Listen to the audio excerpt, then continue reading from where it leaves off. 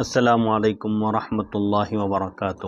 وعلیکم السلام ورحمۃ اللہ وبرکاتہ۔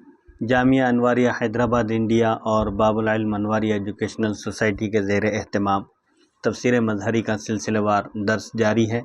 جلد نمبر 5 سورہ یونس کا سلسلہ وار درس کا سلسلہ جاری ہے۔ برائے ایصال ثواب مولانا سید محمد عبد الواسع حسینی بخاری چشتی المعروف امان اللہ نورانی صاحب و فاطمہ امۃ القدیر صدیقی و سیدہ تنظیم فاطمہ ارم حسینی و سیدہ فرحت فاطمہ حسینی المعروف سعدیہ بخاری کی صحت عاجلہ کاملہ دائمہ مستمرہ کے لیے ان نشستوں کا اہتمام کیا گیا ہے۔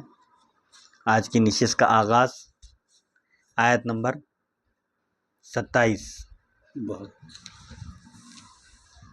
آیت نمبر 27 سے ہوتا ہے۔ سورہ یونس ارشاد ربانی ہے، اعوذ باللہ من الشیطان الرجیم والذین کسبوا السیئات جزاء سیئۃ بمثلها وترہقہم ذلہ ما لہم من اللہ من عاصم کأنما اغشیت وجوہہم قطعا من اللیل مظلما اولئک اصحاب النار ہم فیہا خالدون۔ ترجمہ، اور جنہوں نے برے کام کیے تو برائی کی سزا اس جیسی ہوگی اور چھا رہی ہوگی ان پر ذلت، یعنی ان پر ذلت چھا رہی ہوگی، نہیں ہوگا ان کے لیے اللہ کے عذاب سے کوئی بچانے والا، ان کو اللہ کے عذاب سے کوئی بچانے والا نہیں ہوگا۔ گویا ڈھانپ دیے گئے ہیں ان کے چہرے کالی رات کے کسی ٹکڑے سے، وہی دوزخی ہیں، وہ اس میں ہمیشہ رہنے والے ہیں۔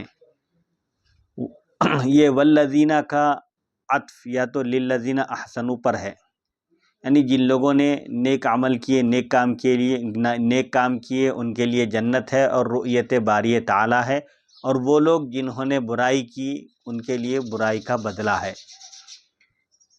والذین کا عطف للذین احسنوا پر ہے، ان کے مذہب کے مطابق جو فی الدار زید والحجرۃ عمرو میں عطف جائز قرار دیتے ہیں، یعنی ایک نحو کی ایک مثال ہے، قاعدہ ہے فی الدار زید وفی الحجرۃ عمرو کہنا چاہیے تھا، لیکن بعض نحات یہاں پر فی کی تکرار کو ضروری نہیں سمجھتے، وہ حجرے کا عطف بھی فی پر مانتے ہوئے والحجرۃ عمرو اس ترکیب کو اس میں واو کے ذریعے الحجرہ کا عطف الدار پر جائز قرار دیتے ہیں۔ ان کے قاعدے کے حساب سے یہ والذین کسبوا کا عطف للذین احسنوا الحسنی پر ہے، یا والذین اپنے صلے سے مل کر مبتدا ہے اور جزاء سیئۃ خبر ہے۔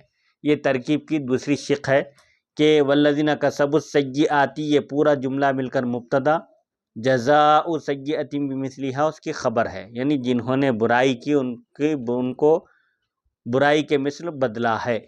تقدیر عبارت اس طرح ہوگی، جزاء الذین کسبوا السیئات جزاء سیئۃ بمثلھا، یعنی ہم برائی کا بدلہ برائی کے مثل دیں گے، یعنی جو جیسی خطا کرے گا، غلطی کرے گا، اس کو اسی کے مثل اس کی سزا دی جائے گی، اسے تجاوز نہیں کیا جائے گا۔ مطلب جتنا جرم ہوگا سزا بھی اتنی ہی ہوگی، جرم سے زیادہ سزا نہیں دی جائے گی۔ اور یہ بھی جائز ہے کہ اس کی خبر کأنما اغشیت یا اولئک اصحاب النار ہو۔ یہ تیسری شق ہے، امکان یہ بھی ہو سکتا ہے کہ یہ پورا جملہ مل کر مبتدا ہو، والذین کسبوا السیئات سے لے کر ما لہم من اللہ من عاصم تک، اس کے بعد کأنما اغشیت یہ اس کی خبر ہے، یا یہ اولئک اصحاب النار ہم فیہا خالدون یہ بھی خبر ہو سکتی ہے، اور درمیان میں کلام معترض ہو، یعنی جملہ معترضہ ہو۔ یہ سب جملے درمیان میں جملے معترضہ ہوں کہ وہ لوگ جنہوں نے گناہ کیے وہ جہنمی ہیں، یعنی کفر، سیئہ سے مراد کفر اگر کیے ہیں، شرک کیے ہیں تو دائمی جہنمی ہیں، جہنم میں ہمیشہ رہیں گے۔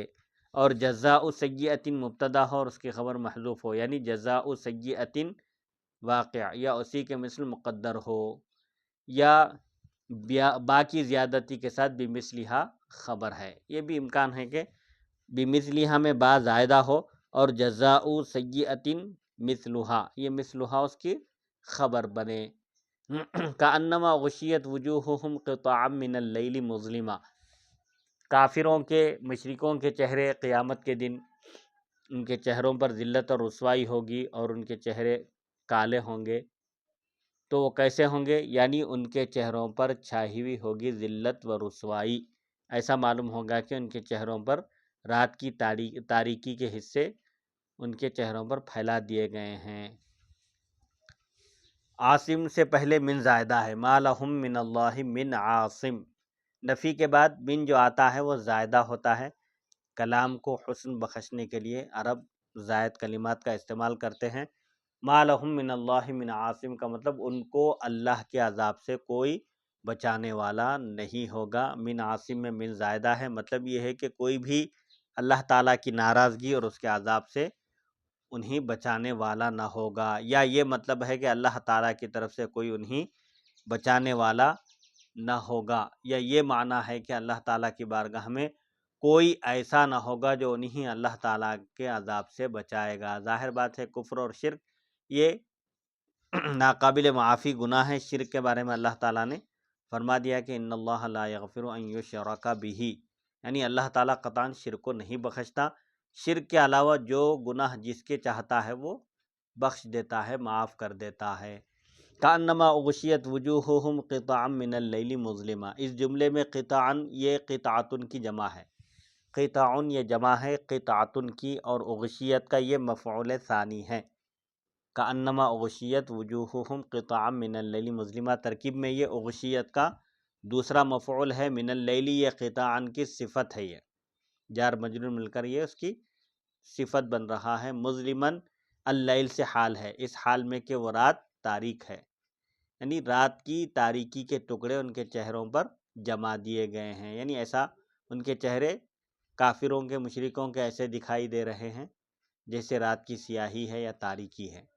اور اس کا عامل اغشیت ہے. مظلمن یہ ترکیب میں منصوب ہے، یہ حال ہے یہ لیل سے، اور اس کا عامل ذوالحال کون ہے؟ ہیا ضمیر اغشیت یا وجوہہم میں. اللیل سے مظلمن حال ہے اور اس کا عامل اغشیت ہے، کیونکہ اس کے موصوف کا عامل ہی اس کا عامل ہوتا ہے. یا من اللیل میں جو فعل کا معنی پایا جاتا ہے وہ اس کا عامل ہے. مظلمن حال ہے ترکیب میں اللیل سے. اب اس کا عامل کون ہے؟ یا تو غشیت یا پھر اللیل. ابن کثیر اور کسائی اور یعقوب نے قطعاً تاکہ سکون کے ساتھ پڑھا ہے. قطعاً من اللیل مظلمن کے بجائے ان قراء نے کأنما اغشیت وجوہہم قطعاً من اللیل مظلما پڑھا، جیسے جس کا معنی یہ ہوگا، اور اس کا معنی بعض ہے. قطعاً پڑھنے کی صورت میں اس کے معنی بعض کے ہوں گے، جیسے بقطع من اللیل، جسے ایک جگہ آیا ہے فَأَسْرِ بِأَهْلِكَ بِقِطْعٍ مِّنَ اللَّيْلِ، یعنی حضرت لوط علیہ السلام کو حکم ہوا کہ آپ اہل و عیال کو رات کے ایک حصے میں لے کر اس بستی سے روانہ ہو جائیے، کیونکہ صبح صبح اس بستی پر عذاب آنے والا ہے. تو یہاں بتلانا مقصد یہ ہے کہ بِقِطْعٍ مِّنَ اللَّيْلِ میں جیسے قطعن توئے کے جزم کے ساتھ سکون کے ساتھ ہے، یہاں بھی بعض قراء نے کأنما اغشیت وجوہہم قطعا من اللیل مظلما پڑھا. اس صورت میں مظلمن کو قطعاً کی صفت یا اس کا حال بنانا بھی صحیح ہے. ایسی صورت میں مظلمن جو منصوب ہے اس کو قطعاً کا حال بھی بنایا جا سکتا ہے یا قطعاً کی صفت بھی بنایا جا سکتا ہے. معتزلہ نے اس آیت کریمہ سے گناہ کبیرہ کے مرتکب کے لیے ہمیشہ دوزخ میں رہنے پر دلیل پکڑی ہے. معتزلہ یہ کہتے ہیں اس آیت کی بنیاد پر کہ گناہ کبیرہ کا مرتکب یعنی گناہ کبیرہ کرنے والا ہمیشہ دوزخی ہے. ان کی دلیل یہ آیت ہے، مگر ان کا یہ کہنا مردود ہے، یعنی ان کا یہ استدلال قابل قبول نہیں ہے. کیونکہ سیئات کا لفظ گناہ صغیرہ، گناہ کبیرہ اور کفر تینوں کے لیے استعمال ہوتا ہے. سیئات کا جو لفظ ہے عربی زبان کا لفظ ہے، یہ جمع ہے سیئتن کی. اس کے معنی گناہ صغیرہ، گناہ کبیرہ اور کفر تینوں کے لیے یہ لفظ استعمال ہوتا ہے. اگر یہ آیت اپنے عموم پر ہو تو پھر گناہ صغیرہ کے مرتکب کا بھی ہمیشہ دوزخ میں رہنا لازم آئے گا. اگر اس آیت کے عموم کو تسلیم کر لیا جائے، مان لیا جائے، تو پھر اسے یہ لازم آئے گا کہ گناہ صغیرہ کرنے والا بھی دائمی دوزخی ہو. حالانکہ یہ قول کسی نے بھی نہیں کہا، حالانکہ کوئی بھی یہ نہیں کہتا کہ گناہ صغیرہ کا مرتکب، گناہ صغیرہ کرنے والا دائمی دوزخی ہے۔ اللہ تعالیٰ کا ارشاد جزاء سیئۃ بمثلھا بھی گناہ کبیرہ کے ہمیشہ دوزخ میں رہنے کی نفی کرتا ہے۔ یہ جو آگے کا جو جملہ ہے جزاء سیئۃ بمثلھا، برائی کا بدلہ برائی کے مثل برائی ہے، یعنی جتنا جرم ہوگا اتنی ہی سزا دی جائے گی۔ یہ جملہ بھی اس بات کی نفی کرتا ہے، یعنی یہ بتاتا ہے کہ گناہ کبیرہ کرنے والا ہمیشہ دوزخ میں نہیں رہتا۔ کیوں؟ کیونکہ یہ تقاضا کرتا ہے کہ گناہ کبیرہ کے مرتکب کی سزا کفر کی سزا سے کم اور صغائر کی سزا سے زیادہ ہو۔ اس سے یہ معلوم ہوتا ہے کہ گناہ کبیرہ کرنے والے کی سزا کافر کی سزا سے کم ہو اور گناہ صغیرہ کرنے والے گناہ صغیرہ کی سزا سے زیادہ ہو۔ مطلب اس جملے کا مفہوم اس بات کا تقاضا کرتا ہے کہ گناہ کبیرہ کرنے والے کی سزا کافر سے کم ہو اور گناہ صغیرہ کرنے والے سے زیادہ ہو۔ اس لیے گناہ کبیرہ کے مرتکب کا ہمیشہ دوزخ میں رہنے کا قول متصور ہی نہیں ہو سکتا، یعنی گناہ کبیرہ کرنے والا ہمیشہ دوزخ میں رہے گا، اس بات کا تصور نہیں کیا جا سکتا۔ اس میں اشارہ کا مرجع اسی پر دلالت کرتا ہے۔ اولئک، یہ اس میں اشارہ ہے، جمع مذکر اور مؤنث کے لیے آتا ہے یہ، تو یہ اس میں اشارہ یہی لوگ دوزخی ہیں، یہ اس بات کی طرف اشارہ کرتا ہے کہ الذین کسبوا السیئات اپنے عموم پر نہیں ہے، بلکہ اس سے بعض مراد ہیں اور وہ کفار ہیں۔ یعنی یہاں پر والذین کسبوا السیئات سے مراد گناہ کبیرہ کے مرتکبین نہیں ہیں بلکہ کافر مراد ہیں، کیونکہ اولئک اصحاب النار اس بات پر دلالت کرتا ہے کہ یہی لوگ دوزخی ہیں جس میں وہ ہمیشہ رہیں گے، تو ظاہر بات ہے دوزخ میں ہمیشہ رہنے والے کافر ہوں گے اور مشرک ہوں گے۔ تو یہاں مرتکبین یعنی گناہ کبیرہ کرنے والے دائمی دوزخ میں نہیں رہیں گے، وہ اپنے گناہوں کی سزا پانے کے بعد جنت میں داخل ہوں گے۔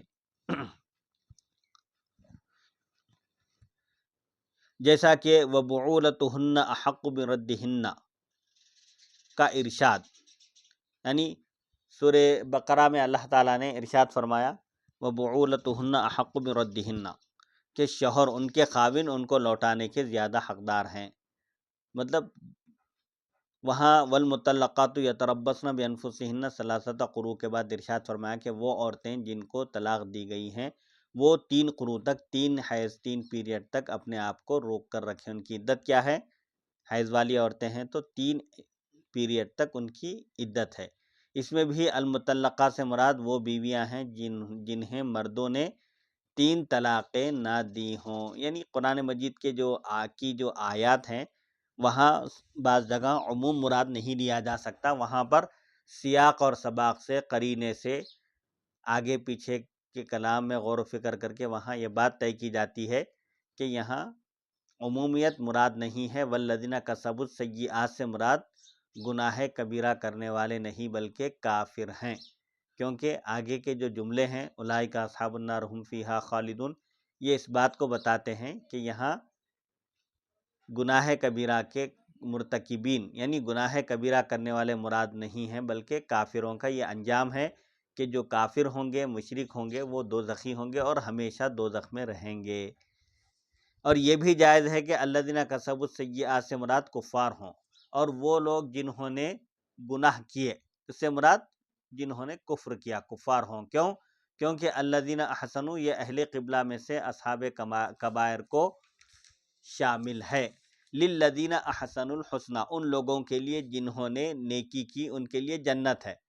تو یہ کون ہے؟ یہ اہل قبلہ میں سے اصحاب کبائر بھی شامل ہے اس میں، یعنی گناہ کبیرہ کے مرتکبین، گناہ کبیرہ کرنے والے بھی اس میں شامل ہیں، اس لیے کہ اہل قبلہ یعنی جو اللہ کو مانتا ہو، رسول کو مانتا ہو، کتابوں کو مانتا ہو آسمانی، اور قبلے کی طرف رخ کر کے نماز پڑھتا ہو اور اللہ کا نام لے کر جانور کو ذبح کرتا ہو، ان کو اہل قبلہ کہتے ہیں۔ تو یہ للذین احسنوا میں اہل ایمان، اب اہل ایمان میں گناہگار بھی ہیں، نیکوکار بھی ہیں، تو للذین احسنوا میں یہ دونوں قسمیں شامل ہیں۔ اس حساب سے اب یہ والذین کسبوا السیئات سے مراد صرف کافر ہیں، کیونکہ ایمان تمام نیکیوں کی اصل ہے، جڑ ہے، بنیاد ہے، اس لیے والذین کسبوا السیئات میں اصحاب کبائر شامل نہ ہوں گے، گناہ کبیرہ کرنے والے والذین کسبوا السیئات میں نہیں آئیں گے۔ کیوں؟ کیونکہ پہلے ان کا شمار دوسرے گروہ کے تحت ہو چکا ہے، دوسرے گروپ کے تحت ان کا ذکر آ چکا ہے۔ یہ بھی ممکن ہے کہ والذین کسبوا السیئات سے وہ لوگ مراد ہوں جو حضور نبی کریم صلی اللہ علیہ وآلہ وسلم کے زمانے میں موجود تھے، اور مومن جو اس زمانے میں موجود تھے وہ تمام صحابہ کرام تھے، اور وہ تمام کے تمام عادل تھے، متقی، پرہیزگار، انتہائی پاک باز تھے۔ اور اس پر اجماع ہے، اتفاق ہے کہ اصحاب رسول اللہ صلی اللہ علیہ وآلہ وسلم میں سے جب کسی سے بتقاضۂ بشریت، بشری تقاضے کے تحت گناہ سرزد ہوا تو انہوں نے فوراً توبہ کی اور ان کی بخشش ہو گئی۔ اور گناہ سے توبہ کرنے والا ایسے ہوتا ہے جیسے اس نے گناہ کیا ہی نہیں۔ التائب من الذنب کمن لا ذنب لہ۔ پس اس دور میں مسیح اور مجرم صرف کافر ہی تھے، واللہ اعلم۔ یعنی حضور پاک علیہ السلام کے عہد مبارک میں اگر کوئی گناہگار تھے، مجرم تھے، سرکش تھے تو وہ صرف کافر تھے۔ صحابہ کرام تو سب کے سب عادل تھے، متقی، پرہیزگار تھے۔ اگر بشری تقاضے سے اگر کبھی کسی سے کوئی خطا سرزد بھی ہو جاتی تو وہ فوراً رجوع الی اللہ ہوتے، اللہ کی طرف رجوع ہوتے اور توبہ کرتے، اور فوراً ان کی مغفرت اور بخشش کا ان کو مژدہ سنا دیا جاتا۔ یہ تھی آیت نمبر 27 کی تفسیر۔ اب آیت نمبر 28 ارشاد ربانی ہے، وَيَوْمَ نَحْشُرُهُمْ جَمِيعًا ثُمَّ نَقُولُ لِلَّذِينَ أَشْرَكُوا مَكَانَكُمْ أَنْتُمْ وَشُرَكَاؤُكُمْ فَزَيَّلْنَا بَيْنَهُمْ وَقَالَ شُرَكَاؤُهُمْ مَا كُنْتُمْ إِيَّانَا تَعْبُدُونَ۔ ترجمہ: اور ان کی پشیمانی کا تصور کیجئے، یعنی ان کی پشیمانی، ان کی ندامت اور افسوس کا تصور کیجئے جس روز ہم جمع کریں گے ان سب کو میدان حشر میں، پھر ہم حکم دیں گے مشرکوں کو اپنی اپنی جگہ پر، پشیمانی یعنی ندامت، ندامت کا اور آسان کچھ شرمندگی سے، شرمندگی، پھر ہم حکم دیں گے مشرکوں کو، اس کو ایک افسوس بھی بول سکتے ہیں، افسوس بھی بول سکتے ہیں اس کو، پشیمانی۔ پھر ہم حکم دیں گے مشرکوں کو اپنی اپنی جگہ پر ٹھہر جاؤ، تم اور تمہارے جھوٹے معبود، معبودان باطل جن کی تم دنیا میں عبادت کرتے تھے، اپنی جگہ ٹھہرے رہو۔ پھر ہم منقطع کر دیں گے ان کے باہمی تعلقات، دنیا میں جو ان کے تعلقات تھے یہاں آخرت میں ہم سب برخاست کر دیں گے، اور کہیں گے ان کے معبود، اے مشرکوں، اس وقت معبودان باطل جن کی ان مشرکین نے عبادت کی تھی وہ کہیں گے، اے مشرکو، تم تو ہماری عبادت ہی نہیں کیا کرتے تھے۔ یعنی اللہ تعالیٰ اس آیت میں فرماتا ہے، یعنی ہم دونوں فریقوں کو جمع کریں گے میدان حشر میں، پھر ہم دونوں فریقوں یعنی دونوں جماعتوں کو جمع کریں گے میدان حشر میں، پھر ہم مشرکوں سے کہیں گے کہ اپنی اپنی جگہ کو لازم پکڑ لو، جو جہاں ہیں وہیں ٹھہرا رہے، حتیٰ کہ تم دیکھ لو کہ تمہارے ساتھ ہم کیسا سلوک کرتے ہیں۔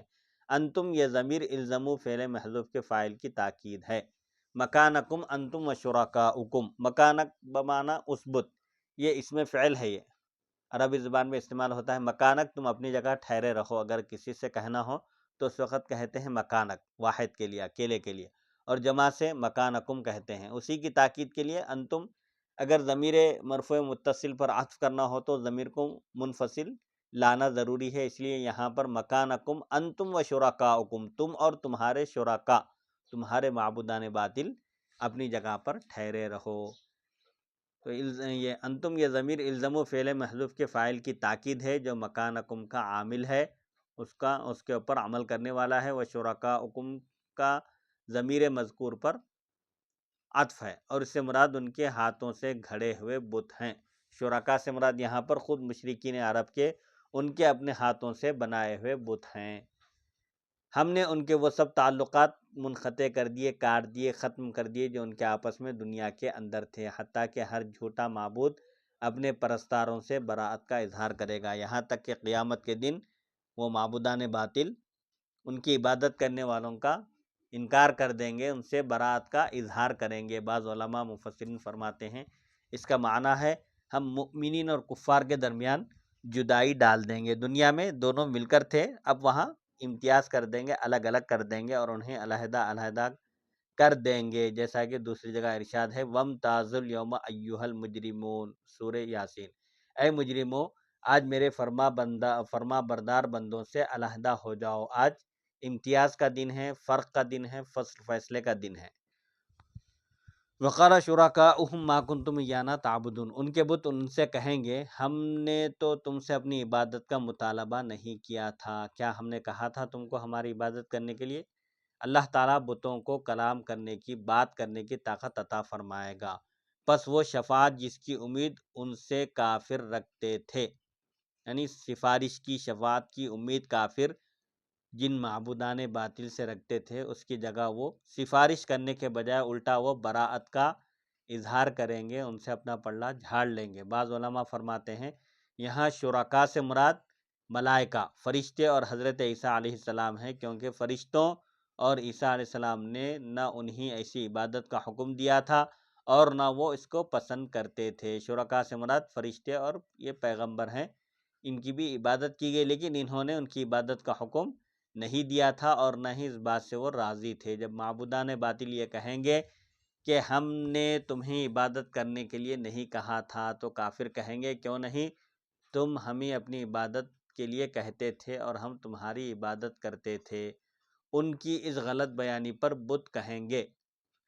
ارشاد ربانی ہے اعوذ باللہ من الشیطان الرجیم فَكَفَى بِاللَّهِ شَهِيدًا بَيْنَنَا وَبَيْنَكُمْ ان کننا عن عبادتکم لغافلین، پس کافی ہے اللہ تعالیٰ گواہ کے اعتبار سے ہمارے درمیان اور تمہارے درمیان، ہمارے اور تمہارے درمیان اللہ کی گواہی کافی ہے کہ ہم تمہاری پرستش سے بالکل غافل تھے، بالکل بے خبر تھے۔ وہ ہر چیز کی حقیقت و گناہ کو جاننے والا ہے، یعنی اللہ تعالیٰ کی ذات ہر چیز کی حقیقت اور اس کے پرستش عبادت، اور اللہ تعالیٰ کی ذات ہر چیز کی حقیقت اور اس کی تہ کو جاننے والا ہے۔ ان کننا میں ان مخففہ من المثقلہ ہے، ان کننا اصل میں انا کننا عن عبادتکم لغافلین ہے، ہاں اصل میں یہ انا کننا تھا، لام تاکید کا کے بتا رہا ہے کہ یہ ان شرطیہ نہیں ہے، مخففہ یعنی ساکن نہیں ہے، یہ تشدید والا ہے، اصل میں عبارت تھی انا کننا عن عبادتکم لغافلین، غافلین پر لام ان نافیہ اور ان مخففہ کے درمیان فرق کرنے کے لیے لایا گیا ہے۔ ایک ان نافیہ ہوتا نفی کے معنی، نہیں کے معنی دینے والا ہوتا ہے، اور ایک ان شرطیہ ہوتا ہے وہ مخففہ ہوتا ہے یعنی ساکن ان، اور یہ ان جو ہے یہ نافیہ ہے، اس کا ان دونوں میں فرق کرنے کے لیے اس کی خبر پر لام تاکید کا لاتے ہیں، جو یہ بتاتا ہے کہ یہ ان شرطیہ نہیں ہے، ان مخففہ من المثقلہ ہے۔ یہ بھی جائز ہے کہ یہ ان نافیہ ہو اور لام بمعنی اللہ ہو، یعنی ہم تمہاری عبادت سے صرف غافل ہی تھے۔ عبارت یوں ہوگی ما کننا عن عبادتکم ما کننا الا غافلین عن عبادتکم، ہم تمہاری عبادت سے بالکل بے خبر تھے، ہم تو نہ سنتے تھے نہ دیکھتے تھے اور نہ کچھ سمجھتے تھے، کیونکہ ہم تو بے جان پتھر اور مورتیاں تھے۔ بدھ بھی اپنی براءت کا اظہار کریں گے، قیامت کے دن صاف انکار کر دیں گے اور کہیں گے کہ ہم بالکل مجبور محض اور بے جان تھے۔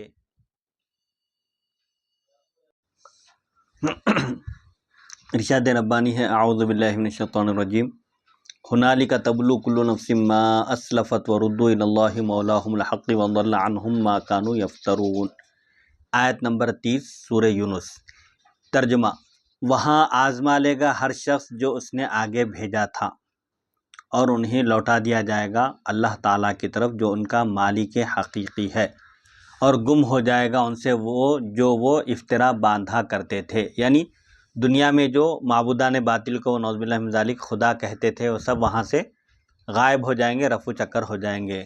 اس جگہ ہر نفس اپنے عمل کا نفع اور نقصان جان لے گا، قیامت کے دن سب ظاہر ہو جائے گا۔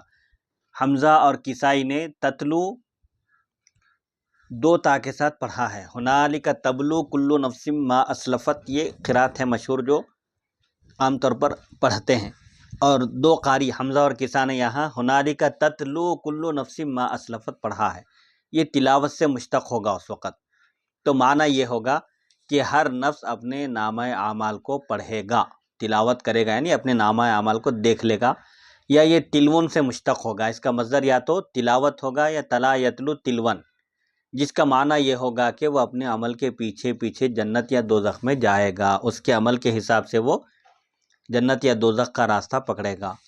جو کچھ انہوں نے دنیا میں کیا تھا اس کے بدلے اللہ کے حکم اور اس کی جزا کی طرف انہیں لوٹایا جائے گا۔ دنیا دارالعمل ہے، آخرت دارالجزا ہے، وہاں فیصلہ ہوگا، اس کے بعد ان کو ان کے مولا کی طرف یعنی اللہ کی طرف ان کو لوٹایا جائے گا جو ان کا مالک حقیقی ہے۔ وہ حقیقتاً ان کے امور کا والی ہے، حقیقت میں اللہ تعالیٰ ہی ان کے کاموں کا متولی ہے، والی ہے، سرپرست ہے، اور ان کو پالنے والا ہے، ان کا پالنہار ہے، نہ کہ وہ جن کو انہوں نے اللہ کے قریبی سمجھ رکھا تھا۔ یعنی وہ بت معبودان باطل نہیں ہیں جن کو یہ لوگ اب تک اللہ کے قریب سمجھ رہے تھے، اللہ کا مقرب سمجھ رہے تھے۔ اگر یہ سوال کیا جائے کہ اللہ تعالیٰ کا ارشاد ہے وَأَنَّ الْكَافِرِينَ لَا مَوْلَىٰ لَهُمْ، سورہ محمد میں اللہ تعالیٰ نے ارشاد فرمایا کہ اللہ تعالیٰ اہل ایمان کا مولا ہے، یعنی حامی ہے، ان کا ناصر اور مددگار ہے، اور کافروں کا کوئی مولا نہیں، کہ کافروں کا اس دن کوئی مولا نہ ہوگا، کوئی مددگار، کوئی حامی، کوئی ناصر نہ ہوگا۔ تو پھر یہاں کیوں فرمایا انہیں اپنی مولا کی طرف لوٹا دیا جائے گا؟ وَرُدُّوا إِلَى اللَّهِ مَوْلَاهُمُ الْحَقِّ، یہ کیوں کہا؟ اگر کوئی سوال کرے تو اس کا جواب یہ ہے کہ وہاں مولا بمعنی ناصر ہے، وہاں پر مولا ناصر اور مددگار کے معنی میں ہے کہ قیامت کے دن کافروں کا کوئی حامی، مددگار، ناصر نہیں ہوگا، جبکہ یہاں مولا کے معنی رب کے ہے، ان کو ان کے ناصر کی طرف نہیں بلکہ ان کو ان کے حقیقی پروردگار کی طرف لوٹا دیا جائے گا۔ مولا کے کئی معنی آتے، مولا کے معنی آقا کے آتے، مولا کے معنی غلام کے آتے، مولا کے معنی حامی اور ناصر کے آتے، مددگار کے آتے، اور مولا کے معنی چچیرے بھائی کے بھی آتے۔ ان سے زائل ہو جائے گا اور گم ہو جائے گا جو وہ افترا باندھتے تھے کہ ہمارے زائل یعنی ختم ہو جائے گا، یعنی جن معبودان باطل اور بتوں کو وہ اپنا ہمنوا اور ان کا سفارشی سمجھتے تھے وہ سب وہاں پر ختم ہو جائے گا، کسی کا کوئی وہاں زور نہیں چلے گا کہ وہ کیا افترا کیا تھا ان کا، جھوٹ، کہ ہمارے بت ہمارے شفیع بنیں گے قیامت کے دن، اللہ کی بارگاہ میں ہماری سفارش کریں گے۔ یہ جو ان کا دعویٰ تھا یا وہم گمان تھا، زعم، یہ سب ختم ہو جائے گا۔ یا یہ کہ وہ پکارتے تھے کہ یہ ہمارے خدا ہیں، نعوذ باللہ من ذالک۔ تو اس سے یہ معلوم ہو رہا ہے کہ یہ لوگ جو یہ آیتوں کو جو ہے یعنی جو آیتیں بتوں کے حوالے سے نازل ہوئی ہے آئی ہے، تو وہ آیتیں بعض گمراہ فرقے جو ہے وہ اولیاء اللہ کی طرف چسپا کرتے ہیں، وہ اولیاء اللہ کی طرف منسوب کرتے ہیں جی کہ اولیاء اللہ تمہاری جو ہے شفاعت نہیں کریں گے، تمہاری مدد نہیں کریں گے، نعوذ باللہ من ذالک۔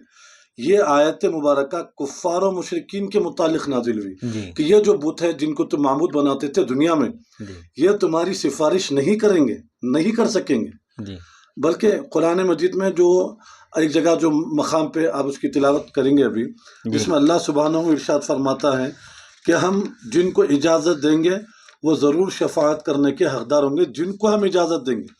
تو معلوم ہے کہ اولیاء اللہ، صحابہ، تابعین، سب سے پہلے انبیاء علیہ السلام کو سب سے زیادہ شفاعت کی اجازت ہوگی، ان میں سب سے زیادہ حضور نبی کریم صلی اللہ علیہ وآلہ وسلم کو ہوگی، جی صحابہ کو ہوگی، اہل بیت اطہار کو ہوگی، اولیاء کو ہوگی۔ جی جن کو اللہ جتنا حصہ دے گا وہ لوگ شفاعت کریں گے، کیونکہ اللہ تعالیٰ نے حضور پاک علیہ السلام کی جو شفاعت ہے وہ شفاعت کبریٰ ہوگی۔ شفاعت کبریٰ کیا ہے کہ محشر کے دن جب سورج ایک بالش اوپر ہوگا سر کے، سب پسینے میں غرق ہوں گے اور لوگ پریشان ہوں گے، تو اس وقت اس پریشانی سے چھٹکارے کا کوئی راستہ تلاش کرنے کے لیے انبیاء کے پاس جائیں گے۔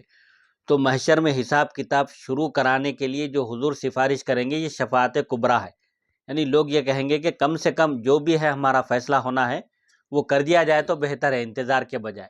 تو یہ جو انتظار کی جو گھڑیاں ہوں گی نا اس کو آپ ختم کریں گے شفاعت کبریٰ کے ذریعے، کہ اللہ کی بارگاہ میں آپ سبحان اللہ۔ سجدہ ریز ہوں گے اور اللہ تعالیٰ کی ایسی تعریف بیان کریں گے کہ جب سے دنیا بنی ہے اس وقت سے لے کر قیامت تک کوئی ویسی تعریف نہیں کیا ہوگا، یعنی اللہ تعالیٰ کی ایسی بہترین اس کی تعریف کر کے اس کو راضی کر کے اب مخلوق کا حساب کتاب شروع کرائیں گے۔ یہ شفاعت کبریٰ، شفاعت عظمیٰ کا منصب اللہ تعالیٰ نے آپ کو عطا کیا، اور آپ نے فرمایا کہ شفاعت کا ایک بنیادی مسئلہ ہے یہ اہل سنت و جماعت کا کہ شفاعت برحق ہے، انبیاء سفارش کریں گے، اولیاء سفارش کریں گے، اللہ کے نیک بندے، علماء، صلحاء سب سفارش کریں گے، اور حافظ قرآن بھی۔ اور حضور پاک علیہ السلام نے فرمایا کہ میری شفاعت میری امت کے بڑے بڑے گناہ گاروں کے لیے ہے، کبیرہ گناہ کرنے والوں کے لیے، اور یہ بھی فرمایا کہ من کذب بالشفاعۃ فلا نصیب لہ فیہا، یعنی جو شفاعت کو جھٹلا دے، شفاعت کو نہ مانے تو اس کا شفاعت میں کوئی حصہ نہیں ہے۔ تو شفاعت کے منکرین کے لیے ایک وعید ہے، یہ دھمکی اس میں، شفاعت کو جو تسلیم نہیں کرتے ان کی سفارش بھی نہیں ہوگی۔ تو بہرحال یہ ایک بنیادی اور متفق علیہ عقیدہ ہے اہل سنت و جماعت کا کہ شفاعت برحق ہے، اور جہاں سفارش کی نفی ہے وہاں مراد معبودان باطل، ان کی عبادت کرنے والے کافروں کی، مشرکوں کی سفارش نہیں کر سکتے۔ آیت نمبر 31 سورہ یونس ارشاد ربانی ہے، قل من یرزقکم من السماء والارض ام من یملک السمع والابصار ومن یخرج الحی من المیت ویخرج المیت من الحی ومن یدبر الامر فسیقولون اللہ فقل افلا تتقون۔ انشاءاللہ یہ آیت نمبر 31 جس کی ابھی تلاوت کی گئی ہے، اگلی نشست میں اس پر گفتگو ہوگی۔ وصلی اللہ تعالی علی خیر خلقہ سیدنا محمد و آلہ و صحبہ اجمعین، الحمد للہ رب العالمین۔